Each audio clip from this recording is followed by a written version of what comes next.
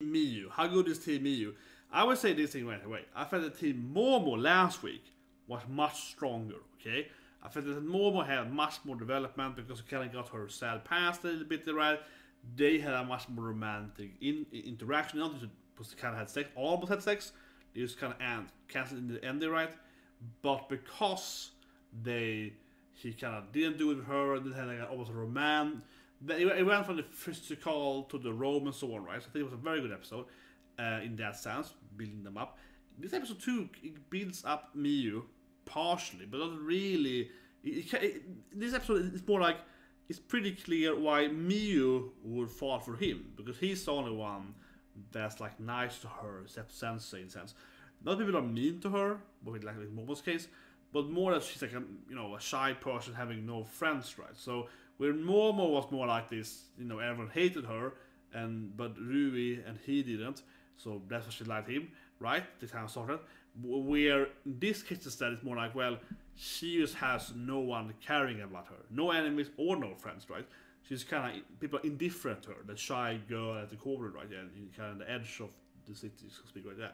And she is the one then getting her first friend in a way, more than a boyfriend, right? So it's very clear why she would fall for him, very very clear. And then of course she's like, oh, she's cute, we have similar interests and so on, right? So yeah, like I think it's a pretty good episode, but I felt that Momo went really quickly into more like a romance thing. They could have just developed it a lot more, but also I think the Momo thing gave us more of her as a character, more than the tropey. This thing, yeah, this thing here feels, in my opinion, I'm not a strong team MIU then so far, because she felt very tropey, cliche, I guess, in a way. Not bad, not like bad, but it's like, okay, she's the nerd girl with no friends, she's shy, she can't give out the post. I mean, I'm not saying it's bad, but I've seen it attempted before, right? And she might obviously be some people's favorite character. I see why. She's very like that kind of, more thing, right? So to speak, generic more in that sense. But I didn't feel like she had the, motivating him to love her back, right? For Momo, that's much more like I felt like a great moment here for them in the ending. And that being said, though, I am still Team RUI by far, right? As I always talk about. I'm always like, but she's just because as in every episode, they always build up her. And I mean, in my vision, it's obviously a horror romance anime, right? Generally, as a genre, but it's not much of an equal horror. I feel like Momo had like a rocket start there, right? Momo had a rocket start, but Ryu has every episode is about her falling more for the main character, right? And he's like, oh, she looks kind of jealous of me. That was kind of cute, but also kind of obvious. Like they keep having those like little romantic moments all the time, right? So if I'm looking at this thing, and if I had never had seen an anime before in my life, I would argue for objectively looking at it, not like a horror genre, but just looking at, okay, I think that she is by far leading, right, insanely leading, because they keep having that, and she's clearly the main character, the main female character, and all the three are just kind of there. But that's how I would describe it if I'd never seen an anime before in my life. Now, given that I know how this genre usually is, I'm like, well, it could start like this, but then in like the 25 episodes could be on about Hina after like episode 25 for like 5 years. So given that I've seen pretty much every other similar anime I feel ever, because I put another review, but one of my first anime in my life was Tenshin Moyo. Tenshin Moyo and Star Singer, my first two animes. Then probably like Sailor Moon. But yeah, so Tenshin Moyo was the first original horror anime, relationship anime. So for me, that's anime, yeah. So I see pretty much all horror animes and similar animes, to Tenshin Moyo and so on, right, since Tenshin Moyo. And that was released about 88, so that. So we're talking like 30 years of anime. So with that kind of genre, yeah, I literally seen all of them. Binge watch every one of them. Not even joking. so I have seen how this can start like this, and then you can just go to Team Hina, and then you stay at Team Hina for like a year or 2 episodes. It wouldn't surprise me. But so far, why I'm not Team Hina, and I would say this thing. Would I say Team Hina because the physical attractiveness? I'm also Team Hina, like physically attractiveness. Yeah, if I looked at that, I agree on that. But when I look at the narration I have so far from the anime, I feel like Hina first she had an affair, right, and that's over now. But that for me is undermine her, the teaming of her, right? So you know what I mean? Like she used, like I liked her, and then I found out she's having some kind of relationship with some guy that's married. That obviously increased her the scale, right? And then she got out from that, but she didn't go up to the same value, right? She was like 50 points. Then that was revealed. Then she went up like 20 points, and then that was fixed. She went up by 10 points, 30. So for me, I feel I'm less Team Hina. Episode 1, I was more Team Hina than I was after the whole affair thing. That introduced her as a love interest for me, right? Because that is weird to me.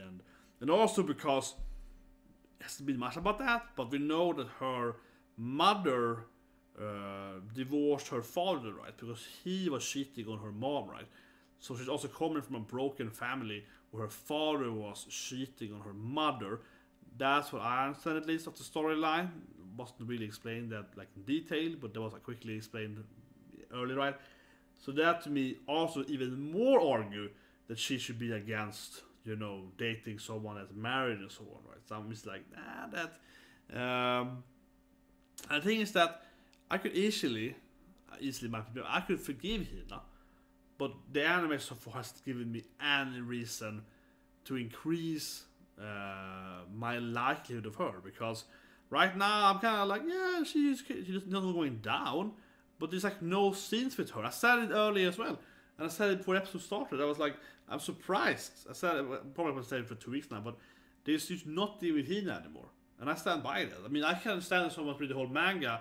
It's like Team Hina, she's the best, but for an anime watcher, I would objectively say that makes no sense, because Hina she had that affair thing, and after that there's been a second scene with her, right?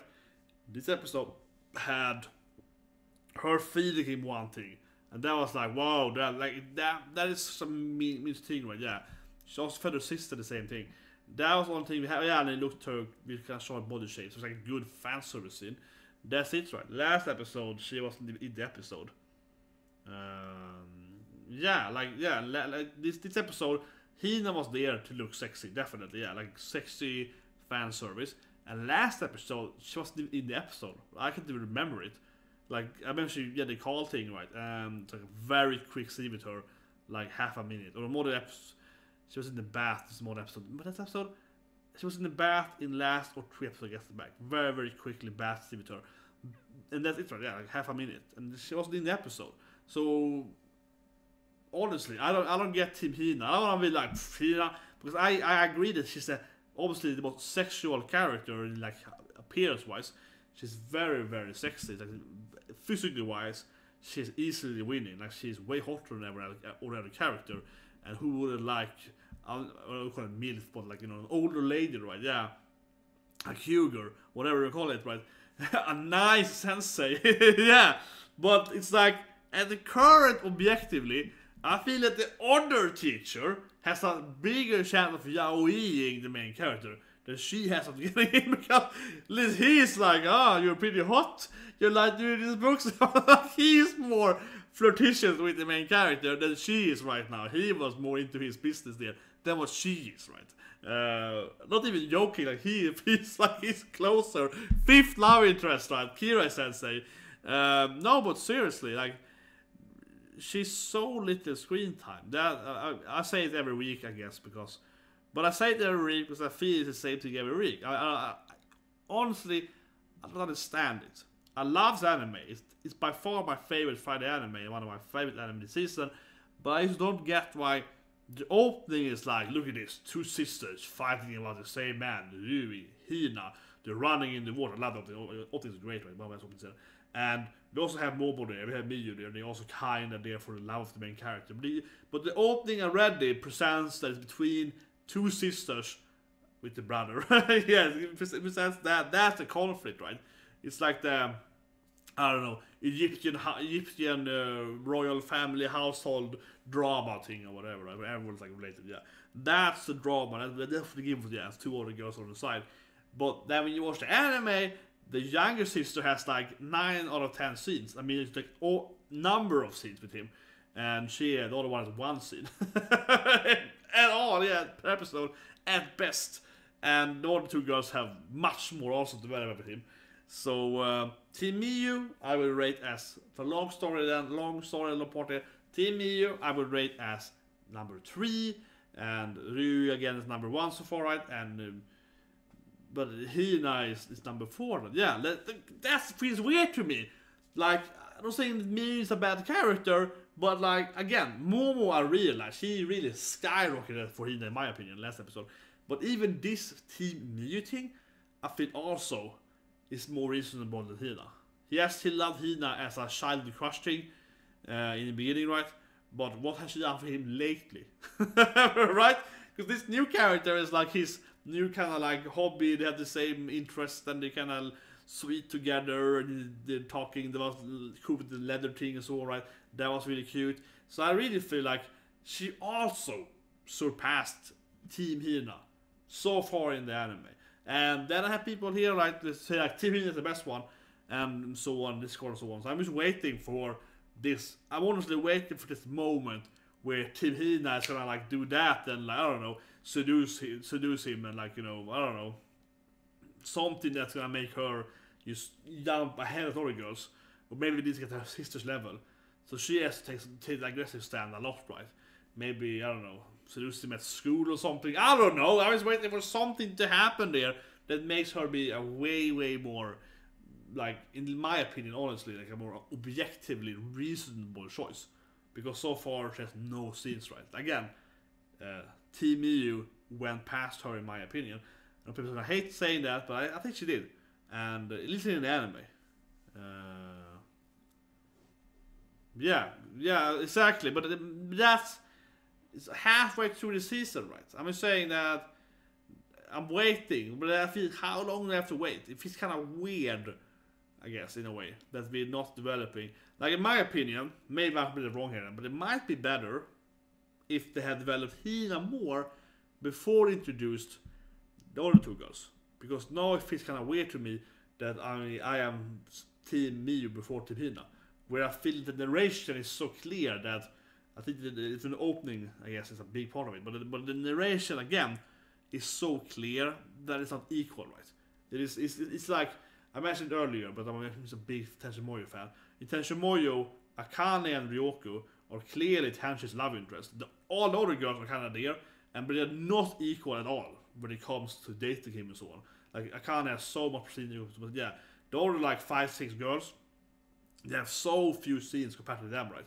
Yes, they're there, but these are the 2 he really picks from. Like when it comes to the they have like the spin-off where he picks Ryoko, where he actually wins and so on. But that's not the story. The point is that in some those kind of animes, right, they really have like the main girls, right? And then we have other animes where it's much more like it's kind of equal. They're all just kind of like there. No one is really into him. They're kind of like, you know.